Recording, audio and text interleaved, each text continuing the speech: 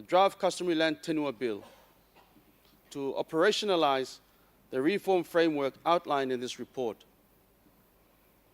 The bill, Mr. Speaker, aims to strengthen, amongst other things, the recognition of customary authority and landowner primacy, requirements for free, prior, and informed consent, transparent clan identification and registration processes, accountable land administration and benefit sharing arrangements, meaningful representation of women and youth, the protection of customary inheritance systems, including matrilineal and patrilineal traditions, a more coherent and accessible land dispute resolutions, and quite uniquely, I add, Mr. Speaker, to promote commercial and capital development by clans and ordinary citizens of this country. This bill is envisioned to establish a separate customary land authority with a board to govern the authority.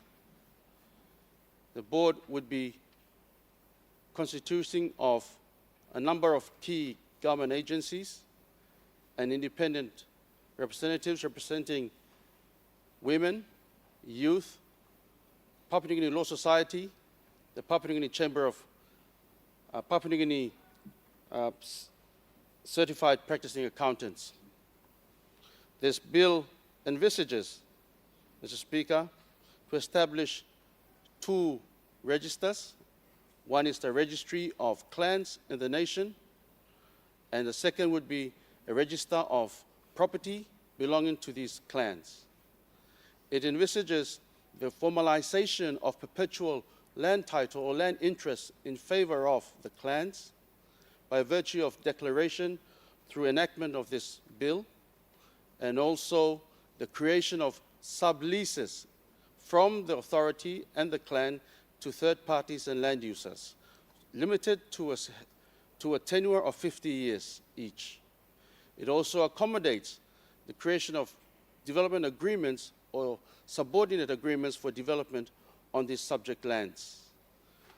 These are some key features of this bill, and it also intends and allows clans to acquire the legal personality of a nominal legal entity. However, be protected for perpetually, and any enforcement of judgments are limited only to administration or receivership managers, protecting the clans not to ever be made insolvent or liquidated. So the clans will remain perpetually forever in sake of time, relative to their properties. Mr. Speaker, the purpose of today's presentation is therefore to place before this House both the findings of the inquiry and the policy direction required for reform. This Parliament now has the responsibility to consider these findings carefully and deliberate on the path forward. On behalf of the committee, Mr. Speaker, I wish to thank the elders, women's leaders, youth representatives, provincial administrators, landowner associations, churches, civil society organizations, academics, bankers, and leaders of financial institutions, government agencies, and development partners who contributed to this process, including those who participated in the January 2026 National Forum. Mr. Speaker, this report is not the conclusion of reform. It is the foundation of a national effort to restore trust in land governance, correct systematic weaknesses, protect our customary identities, and secure customary ownership for present and future generations of this nation. Our land is our life.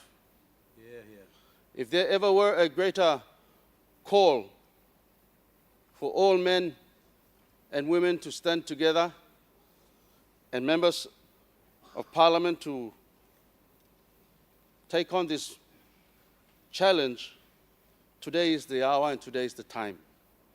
It is the duty of this Parliament to protect our life and our land. I commend this report to the House.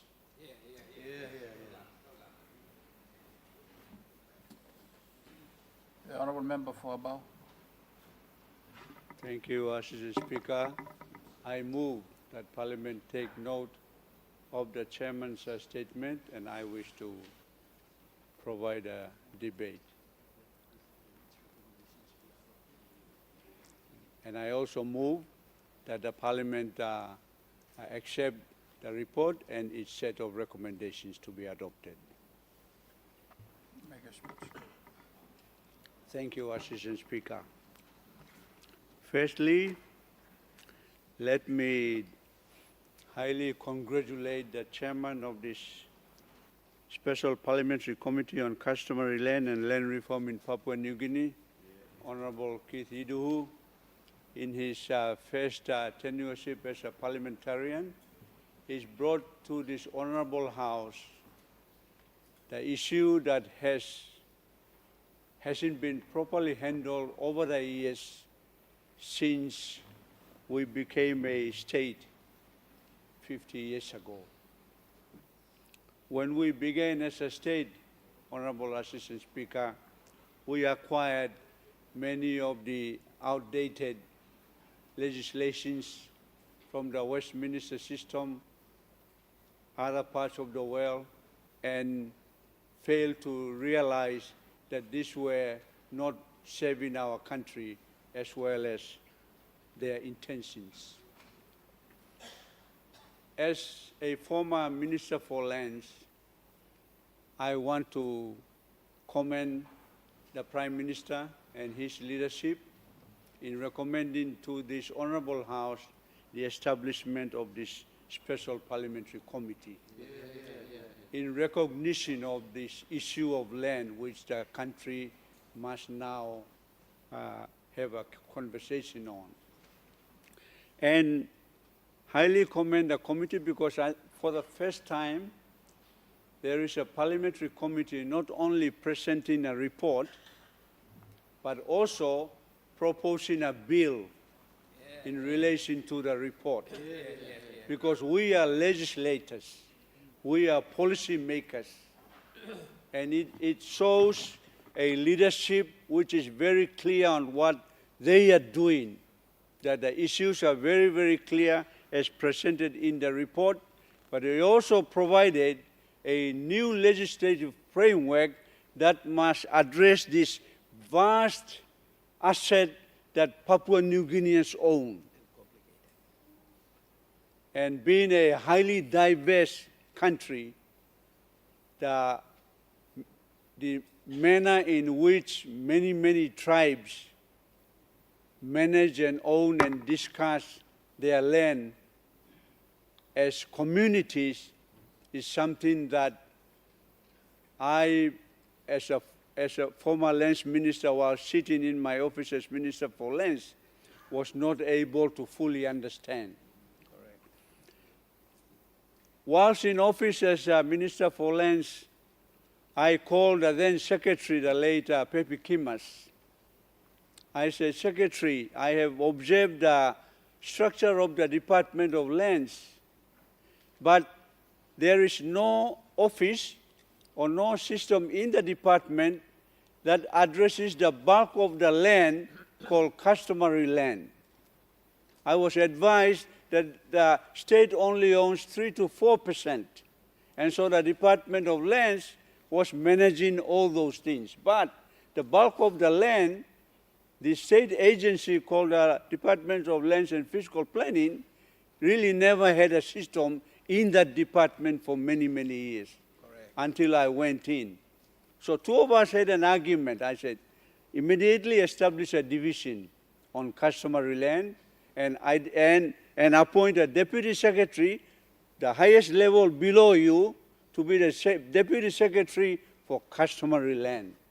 And that's when this focus and the radar on customary land in the Department of Lands began to come in.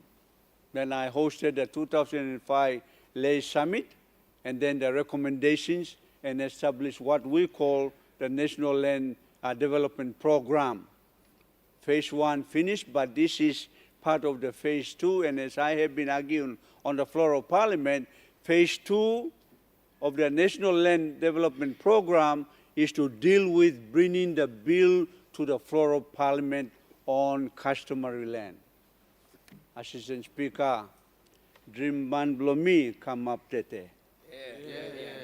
The chairman and his committee has now, through a highly consultative process, as he has explained in his statement, has now crystallized very, very clearly, for the first time in this country, someone has now crystallized very, very clearly how the nation must now handle customary land going forward for the next 50 or so years. And so I take my hat off today. People of Abau, we take our hat off to the chairman, to you, your committee, and also thanking the Prime Minister for getting this committee organized. Assistant Speaker, this committee belongs to this honorable house. I've been fighting for proper resources to establish and make committees work. Suppose all get a committee, you name them. Special Parliamentary Committee on Gender-Based Violence, you may debate in March day, elections too, and then this one, yeah. These are very, very important, and the committees, when they work, this Parliament will have a role that it should play according to the expectations. I am particularly moved by the proposed bill because this is not time for presenting the bill. The chairman has not gone through the bill. But I strongly recommend that the chairman, through the Minister for Lands, the Attorney General, all of us work together so in the next sitting of Parliament, this Parliament passes the bill. Because if you look at it, this is recognizing customary land in this country, recognizing our customs and traditions and cultures under which communal ownership of land has been administered and managed throughout the country, whether it's through the matrilineal or patrilineal systems in different parts of the country. And I'm very, very happy that the drafters of our national constitution made it very, very clear that the customary laws that govern land are constitutionally recognized. They are recognized as law. And so what is needed right now, because it has been over the years been a gray area, what is needed right now is to now get Parliament in the next sitting as soon as possible to pass this bill to give recognition of customary land so that a separate authority as proposed by this bill can be established so that this vast asset that our people have can be properly administered, and the radar of this Parliament and the radar of the executive government can be on this asset. One of the outcomes that I understand the chairman and his committee want to achieve is that this asset, which is outside of the formal system, under this bill, will then be brought into the formal system to participate in the capital market. Correct. That, to me, is the most exciting part of this committee's recommendation. Imagine the process that we will engage in, all the provincial governments, all the district authorities, go and implement this legislation, properly recognize clans, no more ILG system. Because in the ILG system, plenty chairman will fight about. But clans have always been there. We all are part of the clans. We identify the clans. We know the boundaries of our land. Imagine this process going throughout the entire country. And then all this 97% is now recognized by the banks, by the investors, through formalization of this important asset. Imagine the benefits to the rural population, that they have an asset that is valuable, that institutions like banks have recognized it, that you can go with that asset anywhere and negotiate. If gas and oil is found, the system is already organized. We already identify the landowners already through this process. You don't have to go and do another identification of landowners when oil and gas is found in my village, for example, Kapari or Wanigela. So the nation, through this bill, by focusing on customary land, we will be able to identify, and we are ready into the future. I don't know whether you are reading it, but the excitement thing is, because this asset is now brought into the formal capital market, one citizen in the clan, you will become a millionaire, I'm telling you. I don't know whether you identify it or not. I'm not legally talk. You think that you own land, and under the laws, we have dislocated you. Under this law, we are going to bring you in. You will participate in the formal market. That's what's needed in this country. Once we mobilize the land, then businesses and the benefits will go. Everybody will benefit. When we acquire the alienation programs, when our forefathers brought the laws, like the Land Act, alienation processes, only one individual were benefiting, applying for state leases. Only one businesses were benefiting. One investors, corporate entities were benefiting. But under the non-alienation, formalization of the customary land, everybody will benefit. Assistant Speaker, I hope you see this too. I hope our people who are listening see and recognize the excitement that this committee is now bringing to this important, valuable asset that some of us have ignored. That is why in the chairman's statement, land is life here. When I became minister for lands, I was told, and that has stuck in my heart, we own land and land owns us. How true it is, Mr. Assistant Speaker. We own land and land owns us. Therefore, you make that number. No other country in the world has got the vast majority of its citizens owning this asset, except Papua New Guinea, Mr. Assistant Speaker. So this law, this bill, and this recommendation recognize that direction now. And it's an exciting direction, my colleague members of Parliament. Prime Minister, this is an exciting direction. I hope the Minister, Deputy Prime Minister, you pick it up, run with it as the Minister responsible. This is the way to go. I mean, structuring the bill, support the bill quickly, come and maybe next week, this bill should be passed. I understand that the chairman wants to go and do a road run around the country again. I said, no, Mr. Chairman, I think this is a good bill. Don't go and drop it on the roadside when you are going consulting all over the country, including going to Simbu or Abau. It might drop over there. Just bring it next week, because nothing is perfect. Huh? No law is perfect. Bring it, we pass it, and we can always amend it. Congratulations, Chairman. Well done. Thank you. People are about, thank you, and we look forward to bringing this new system that is an excitement, and the future is looking bright with this asset now being discussed. Thank you, Assistant Speaker. Well done. Honourable Deputy Prime Minister. Thank you, Mr. Assistant Speaker.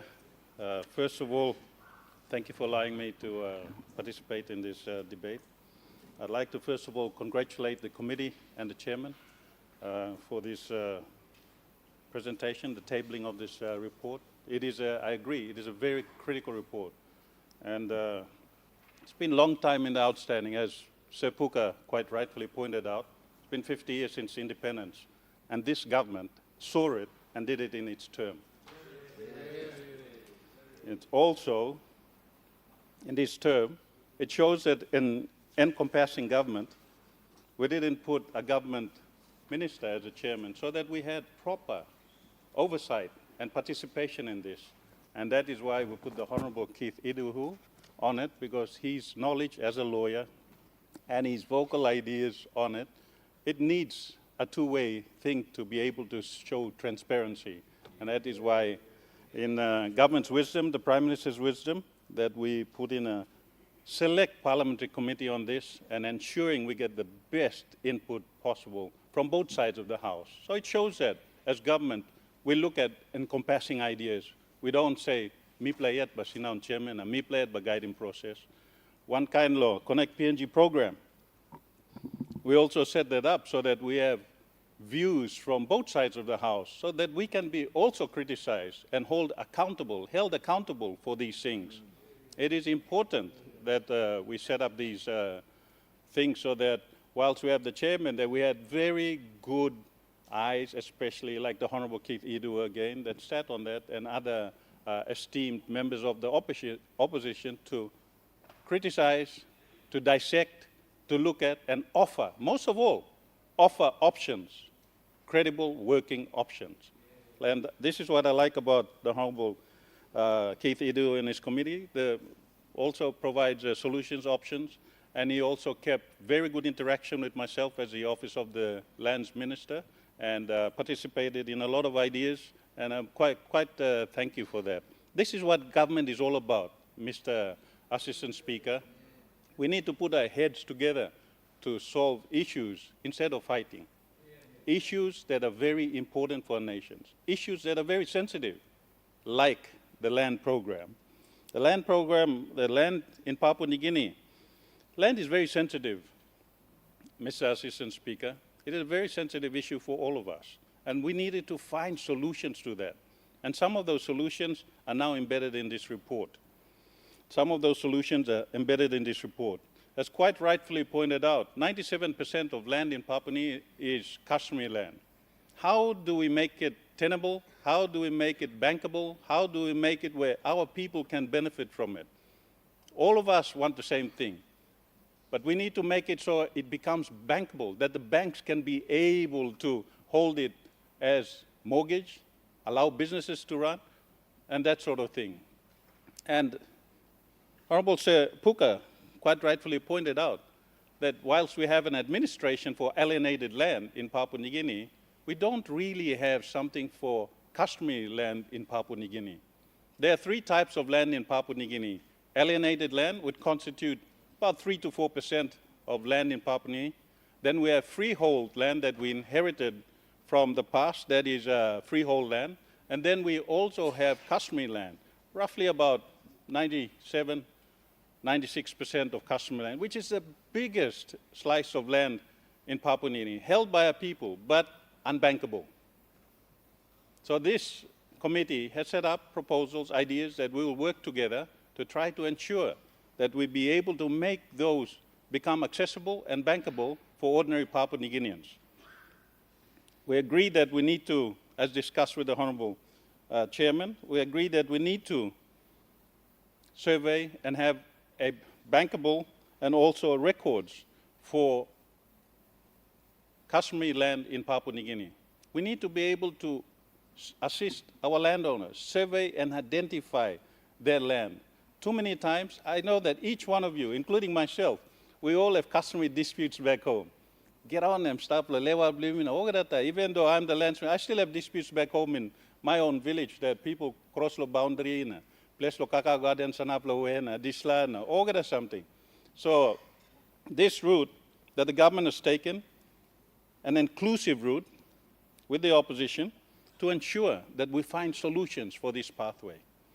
But I should also caution a little bit of restraint. Like the 1994-95 reforms that we did, we went down one pathway, and now, how many years later, that 1995 reforms did not really work out well. Whilst the idea is noble, we need to really look at it properly, to assess it so we find the best possible route, Mr. Assistant Speaker, to ensure that we are able to do it properly. We're able to do it properly, so we don't make mistakes. We don't listen to foreign advisors or whatever advice from other countries. Let's build a homegrown Papua New Guinean identity for our land bank to assist our citizens. That is very important. Too many times, sometimes I see a lot of our foreign development partners in good faith that bring in and assist us in some of these things, bring things in, and it doesn't come out the way we want it to be. Like the education system, now that we've reverted back, like the 95 reforms, we've reverted back. A few other things like that that we need to look at. So this one, whilst very critical, we need to look at it legally, look at the aspects, and make certain that when we go down that path, it's got to be the best path possible for our people. The concept, great, idea, great, and I'm totally on board with this. As a lands minister and also as a deputy prime minister, I stand closely to working with the committee and the Honorable Keith Iduhu to ensure that we go down that pathway to find a solution to alleviate the problems with customary land tenureship in Papua New Guinea, identification, survey, and a proper land bank that we can be able to utilize for our people. And whilst we go down that path, I'd like to also say that we have already started. This Parliament, in its wisdom, last year passed a bill on not selling land anymore, customary land, not selling land anymore. This Parliament passed it, and I would like to offer that thank you to the opposition, which know that this is very important, and we've all together stopped selling customary land to foreign ownership. So we need to protect our landowners. Sometimes you see, and you have heard in Parliament, that when people say, oh, the land near our periphery of cities and urban centers, and we have the same problem back home in my electorate also, that people continue to sell land. They continue to sell land for monetary, because they're not properly guided or there is no structure in place to assist them. So the pathway that we are going down now is a good way to holistically hold together and show a proper pathway, Mr. Assistant Speaker, so that we can be able to find the pathways to assist our people. We are now going down the pathway also of electronic titling. As I put out earlier in my report on immigration, lands also by the next couple of weeks, the Prime Minister will be called to launch the electronic titling system. So there will be no more double title, survey tablo survey, kind record loose, as outlined by the good chairman in his report. Those things have been problematic in lands for the last 50 years, and no one has done anything about it.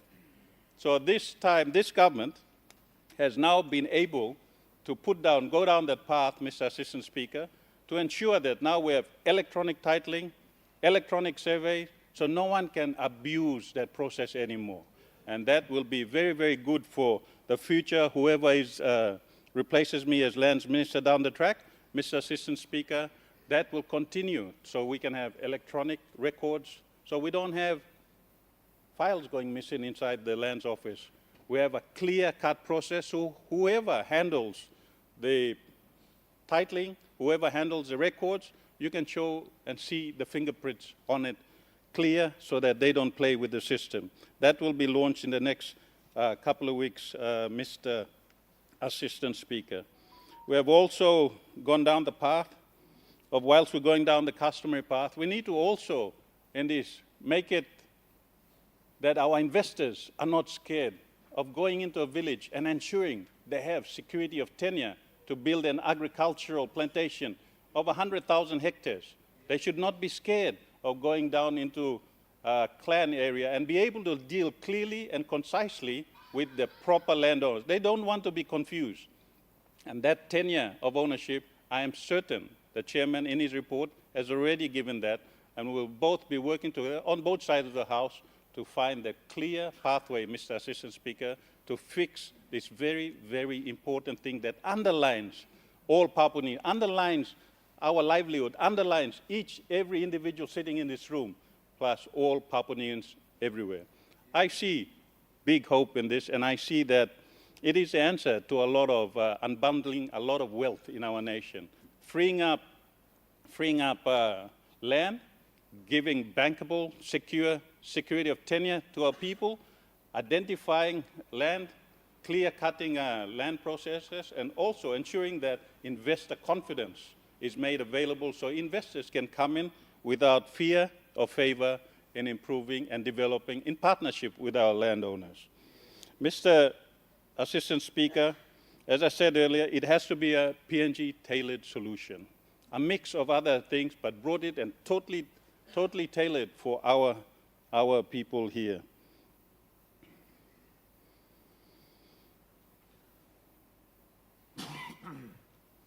Mr. Assistant Speaker, we also need to look down at the land disputes resolution pathways. As I pointed out earlier, we have too many issues of land disputes and ownership. As Sir Puka rightfully pointed out, the ILG is a good concept, but it was abused. And it is something that, as spoken in public before, it is not very conducive to our way of life. One or too many educated elites in our country sometimes abuses that system, working together, and the poor guy in the village always misses out. So we need to make certain that we protect our individuals in the village so that this is not a repeated performance. Look at the SABLs. They were abused by the system before. Look at the ILG systems. They were abused by the system before. So when we go down this pathway to assist and fix the process, we must pick the right one, tailored for Papua New Guinea, that cannot be open to abuse and protect the rights of individual Papua New Guineans and individual clan owners. Clearly defined, clearly set pathways with dispute resolution processes in place. Once again, I would like to say thank you to the chairman and his committee. Thank you for inviting me to speak at the Parliamentary Committee. And as I said earlier, it is what government wants, an all-inclusive approach to this very important commodity that will unbundle wealth for our citizens and make them prosperous. And it shows that government is not just restrained. It didn't just say, me play it. It put in a good chairman and made certain a committee was set up in place so it can address this very fundamental issue, the very important issue. Thank you, Mr. Assistant Speaker.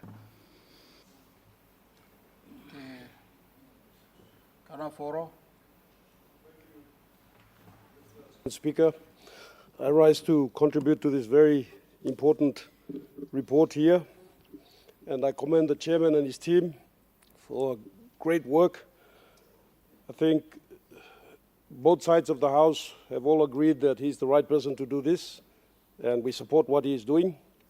I just have a few comments to make that I thought I would make mention of here. Also taking note of Sir Puka's wonderful presentation and that of the Deputy Prime Minister.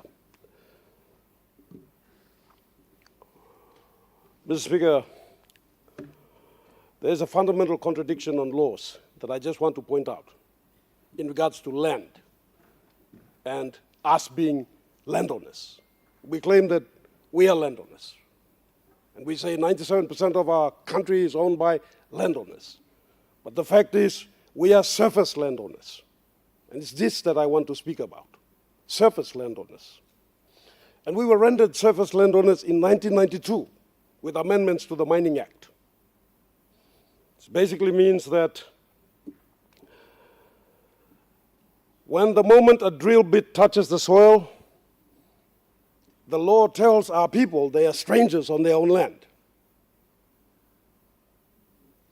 Under the 1992 Mining Act, we have rendered our people surface landowners, effectively mere tenants on their ancestral soil. They own the grass while the state claims the gold. And this is not just a legal technicality, it is the root cause of every conflict from Panguna to Pogera. And the problem with this status quo, Mr. Speaker, is that the current system treats our landowners as impacted parties to be compensated for damage. We pay them a lousy 2% in royalties to watch their mountains disappear. Now, this beggar-at-the-gate model breeds resentment. When the people feel they are being robbed, they will pick up stones, they block roads, they shut down the very projects our national budget relies on. The Boca Contra Bill sought to fix this by demanding 100% ownership, but we know that total sudden shift risks our standing with international investors. So we need a bridge, not a cliff. And the proposed middle ground that I'm suggesting is the 70-30 split. And I think that's brought in the amendments to the New Mining Act, or the proposed New Mining Act. Now, we know that the mining industry, as many extractive industry entities want to do, have very powerful lobby groups, and they will lobby against this. The fact of the matter is this is for the best interest of all of us, who are all landowners. And we must move, therefore, from state-centric ownership to co-sovereignty. We legally recognize that 30% of the mineral wealth in situ belongs to the customary clans, and the state retains 70% to fund the national interest, our schools, hospitals, and our infrastructure for all our provinces. But royalties to equity will ensure landowners stop receiving just a handout and start receiving a dividend. As 30% owners, they are partners in the joint venture. This gives our people a real seat at the board table. They aren't just consulted at a forum, they must give informed consent as co-owners. Now, the critics will say this will scare away the mining giants. Well, I say the opposite. What scares away investors more than a change in law is a mine that is blown up or shut down because the local community feels cheated. Now, by giving landowners 30% ownership, we give them 100% reason to protect the mine. We align the village's interest with the investor's interest, and we trade the uncertainty of civil unrest for the stability of genuine partnership. Mr. Speaker, let us not be remembered as the parliament that presided over the exploitation of its people.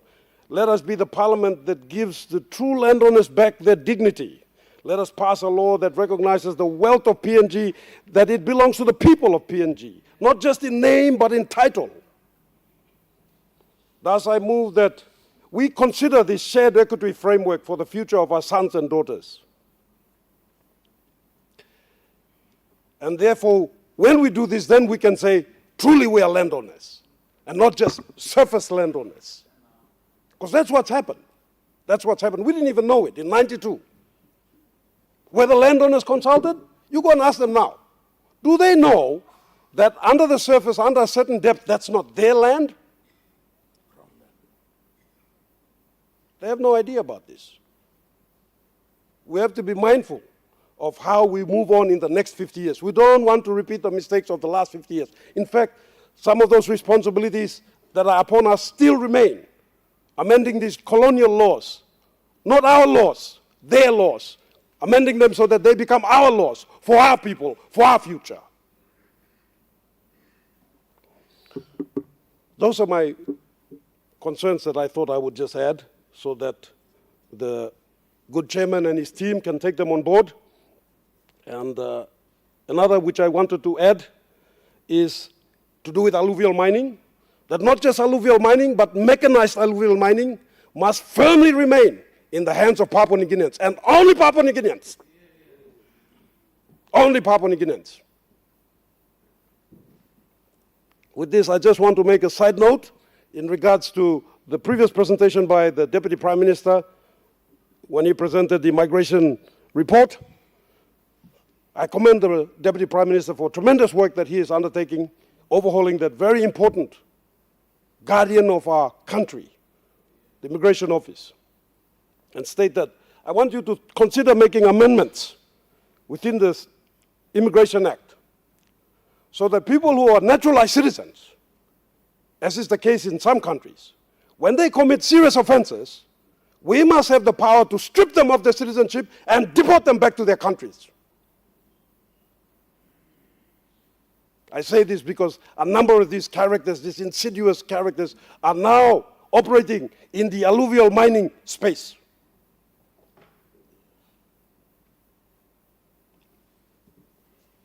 So those are my thoughts. And I would like to also add, finally, that 1992 must not be repeated. In that, if we're going to make any serious amendments that's going to affect land ownership, so that our people are relegated to being surface landowners instead of being actual landowners, we must consult the people in a referendum. They must know what we are doing in here. They sent us in here, not to abandon them at the gates of Parliament, but to bring them in here and keep them informed of what we're doing on their behalf. On their behalf, not on the behalf of mining companies or extractive industry players, but on the behalf of our people, our future generations. Thank you, Mr. Assistant Speaker. The member for Yalebu Pankia. Thank you, Mr. Assistant Speaker. Thank you for giving me this opportunity to debate this very important issue, Blow Country. I'd like to congratulate the chairman of the committee and his members for an excellent work they have done, Mr. Speaker. Excellent work. Yesterday, we saw the passionate speech on a ministerial statement by Minister Jason Peter. Again, a very excellent report on gender-based violence. And secondly, today we had a presentation by the member for Talasia and the chairman of Public Accounts on the Connect PNG report.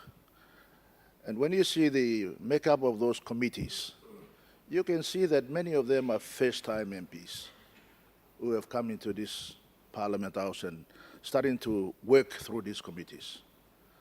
It reflects a very passionate desire from these members in some of this work that they are carrying out, Mr. Speaker, and I congratulate them for that. And I think it's fair to say that the government has made a right choice in supporting these committees. We must continue to do that, Mr. Speaker. Mr. Speaker, why? Because these committees, through these inquiries, go directly to the public. They go throughout the country to hear and see for themselves what is happening and hear the thoughts and minds and the wishes of our people throughout the country. So, Mr. Speaker, I know many times we have called for more funding for many other projects and programs in the country, but I think I support the call by the Speaker on many occasions that the work of the committees needs to be funded properly. And the reflection of their work, you can see the examples that are presented, Mr. Speaker. These are work of first-time MPs who have never been able to have all ministerial positions or be in government or be a member of parliament in opposition and has the experience of this committee work. But they have come up with some very good work and I commend them for it. But Mr. Speaker, my short presentation about this land issue is that, again, I commend the Deputy Prime Minister for the work that you are doing in the department and the reforms that are taking place, Mr. Speaker. These are very necessary because without the security of the land titles and the ownership of land in the country, nothing will happen, Mr. Speaker. No investment, no investor or investment will take place in the country without the security of the land. And I guess that relates to the work of this committee, what they have done. You know, we've had many horror stories in the many years about land issues in the country, where people are grabbing land without proper process and procedures. Undeveloped land are sold for millions and millions of kina, and overnight millionaires becoming part of that process. Mr. Speaker, I think today this bill and this committee's report, especially the bill that has been drafted, it is something that the government and the Attorney General and the Minister for lands should take on board and give it its most urgent priority, Mr. Speaker. I think, we cannot procrastinate anymore. There are very good recommendations captured in this bill. Now, when we talk about alienation, and when you hear about the stories of the evictions of our own citizens in cities right across the country, this is not necessary, Mr. Speaker. This is inhumane.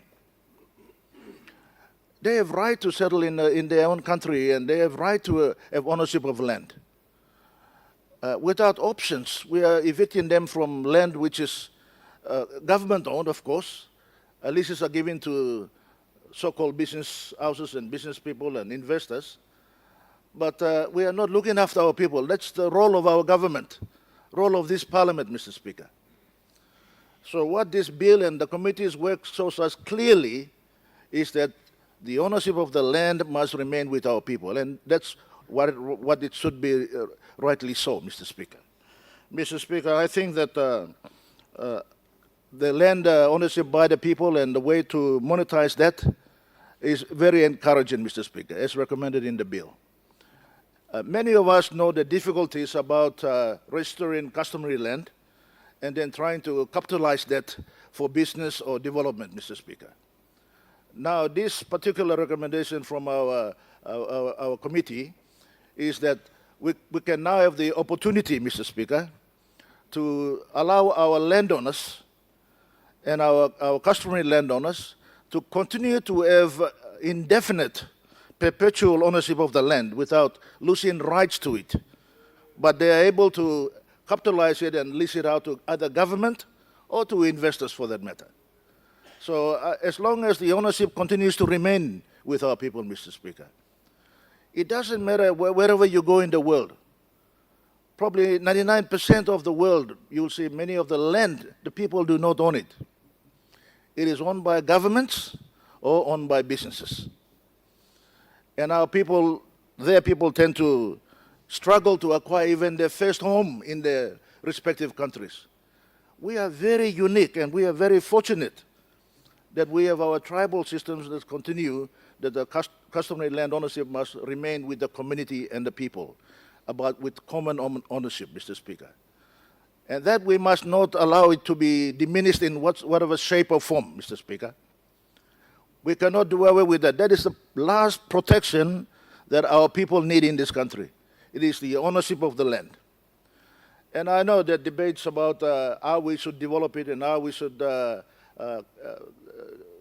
lease it out to government and so forth. It's debatable, but if we can have a process in which we can be able to register customary land as proposed by the bill through the good honorable chairman in his committee, Mr. Speaker, I think it deserves our support. It deserves our support, Mr. Speaker. Doesn't matter wherever you go in the world, and if you want to go and buy a land in China or United States or anywhere, you as a foreigner, you cannot just simply walk in through somebody's door and pick up a title, Mr. Speaker. It seems to be happening so frequently in this country. Yes. Well, me not giving one talk to you, one of your Chinese friends, some land, so don't accuse me of anything. But Mr. Speaker, some of you are so close to the Chinese and everywhere, we know what is going on. So let us not politicize this. This is too important. This is too important. Let us not politicize this. Let us have a bipartisan approach. I think the committee has done a great work. But I want to say this, plan the line blue you mean. Or some governor blow oro itotok. Yes, only come up citizen am good pla. Me plan mas law. Only come contribute to development of the country blue you mean. But all the round under false pretense that trying to use them this law working business opportunity, we must have the right to revisit that. Look sim ground natin. Working more can pass in no good lo country blue you mean. We can't do that in their country, Mr. Speaker. We can't do that anywhere in the world. But we seem to be allowing that to happen in our country, Mr. Speaker. So I propose that I support that bill that has been presented by the good chairman in his committee. And I urge that Parliament support this and give it full attention. No good you me work law debate ikona. Different iko. But me encourage him, Deputy Prime Minister and Attorney General, please, Yutupla, go pass law, making sure this bill gets the full attention it deserves, and let us bring it back into this parliament so that we can all support it. Thank you, Mr. Assistant Speaker. The opposition leader. Thank you, Assistant Speaker. Just to add to the debate, firstly, I would like to wholeheartedly commend the Special Parliamentary Committee on Customary Land and Land Reforms in Papua New Guinea for an outstanding work, and their chairman, the Honourable Keith Iduhu, for his brilliant leadership and for just working to produce something that is demonstrates passion for country, commitment to the cause, and a love for the people and the land. I stand here to just simply say that in any economy there's 4 factors of production: labor, capital, entrepreneurship, and land. Land is so instrumental to development. Now, he's highlighted in his speech how we have an indelible and inextricable link between the people and land in Papua New Guinea because of our unique customs and traditions. If 3% of the land in Papua New Guinea is worth 40 billion kina, and that comprises the overall size of the economy, we can only imagine what the 96% of customary land will be valued. And the beauty about the proposition here and the proposed bill is that the land ownership remains with the customary landowners, Acting Speaker. I think this is just pivotal to promoting this bipartisan approach, and I thank the Prime Minister for his vision in having this committee formed, and for the Deputy Prime Minister to champion the participation with the committee and support them all along the way. Without this leadership by both the Prime Minister and especially the Deputy Prime Minister, this wouldn't have happened, because the committee would not have had the support or the inspiration to get this done. So we can't continue to come here and talk about something that's so important to everybody in the country. And I put it in context. If I am a young Papua New Guinean trying to go to the banks to approach them for a loan to start an SME or start any kind of business, I will just simply get knocked back, because they will not recognize that I am a landowner. And this is so crucial to my identity. And with this work of the committee, of the good committee, and the proposed bill, all Papua New Guineans, especially the youth bulge, which represents about 60% of the population, and according to the census, if that's 10 million people, that means we have about 6 million people that comprise the youth. And the majority of this youth are unemployed. This work by the Good Committee and their chairman has the potential to be catalytic. It has the potential to be a game changer, because the government can now address the youth bulge issue, that is a pandemic in the country. It can address mass youth unemployment. It can reduce crime through legislation that protects landowners and empowers them, because it makes all the land bankable. Bankable, for the first time in history. This is unprecedented, and it is an opportunity for this government to do something that has never been done before for our people. And I wholeheartedly support the suggestion by Puka Temu, his debate, and the former Prime Minister and the good Governor for Oro, that this should be brought in, revised immediately by government, by the Deputy Prime Minister and the Prime Minister and government, and brought in to be passed immediately by next week.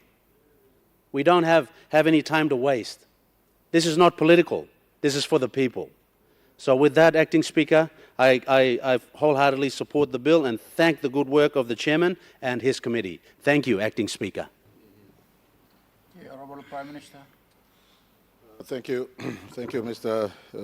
Assistant Speaker. Pass them through me like joining all fellow members of Parliament to congratulate the chairman and his committee for coming up with an excellent report to Parliament.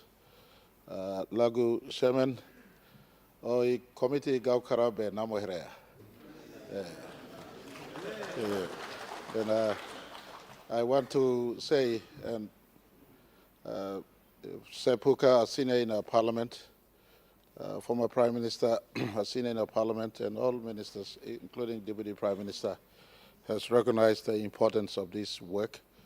It is a bipartisan committee, and I want to say parliamentary committee is important. In our 50th year of reset, we recognize the work of parliamentary committees. In most instances, we recognize that it must be bipartisan always. And so we fall out. For instance, we have the majority to displace the Honorable Keith Iduhu from this role. But we know he has a passion for this space. I know from a fact when he arrived in our government camp in Lolowata, he spoke passionately about land, especially from the backdrop where his own people, the precinct of our city, have been victimized in terms of land grabbing and unplanned squatter and settling. And so we felt that a son of Motu Koita, a son nearby in the vicinity of the city, must take charge of this matter, look into how we should propose, not only to address the immediate needs, but more importantly, to work going forward. And him being a lawyer himself, understand clearly the underlying laws of our country, in fact, could marry what the work is doing with the underlying Act of 2000 to making sure that the traditional landowners of our country are given the right place going forward without being displaced. And so I want to join the chorus of leaders who've echoed the support. If you care to look at our nation's history, this is just about the right timing to look into land conversation. The Bible in Leviticus chapter 25, verses 11, talks about 49 years, and then the land conversation is re-engaged upon. And so we've had 49 years of experiment in the way we deal with land, and state has remained confined to 3%. That has been 3% of land, that has been impediment in itself. But the expansion of land outside from the 3% will certainly encroach upon traditional lands, and we don't want to alienate land from our people. How do they maintain the inherent rights that is underlying to PNG's custom and customary practices? And so this committee was established, and in the year of reset, the Keith Iduhu committee has brought to this parliament an important set of recommendations. And I want to ask members on the government side that let's embrace this recommendation, and we overlay with what we must do, as most leaders have said, in haste, and making sure before we step out into our 51st year on 17th of September this year, we must have completed this work and to give certainty to the inherent rights of our people to their land, but link our people to the formal economy going forward. Something that our country has that is almost unmet anywhere else, and I want to register my greatest appreciation to the founders and fathers of our country and mothers of our country. At 1975, bearing the advice from Governor of Oro that maybe the Mining Act amendment may have displaced the full inherent right to our people, but the overall architecture of our Constitution allows that land remains in the hands of our people. This work by the Iduhu Committee is very timely and relevant, especially when this government pursue to mobilize traditional land and people to the formal economy. Unregistered land properly in the hands of those who have rights over their own land will not assist that ambition in a big way. 80% of our people remain in the rural enclaves. They sit on their land. Most of them work hand to mouth in the subsistence economy. In our intention to migrate them to the formal economy, this work that the Iduhu Committee has worked upon is timely, and our government looks forward to embrace this. I just give you an example.